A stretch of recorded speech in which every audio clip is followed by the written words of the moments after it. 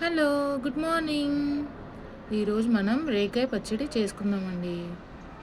కావాల్సిన ఐటమ్స్ పండు మిర్చి ఒక 1/2 కేజీ పడుతుందండి. నెక్స్ట్ రేకాయలు ఒక 1/2 కేజీ అండి. వెల్లుల్లి రెబ్బలు ఒక 3 సరిపోతాయండి. ఆవ పొడి, సాల్ట్ 1/2 కేజీ పండు మిర్చికి 250 గ్రామ్స్ సాల్ట్.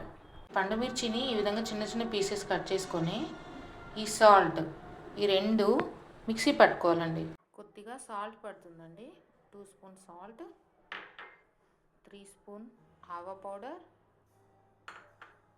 నెక్స్ట్ ఈ రేగాయలు దీంట్లో వేసి మంచిగా మిక్స్.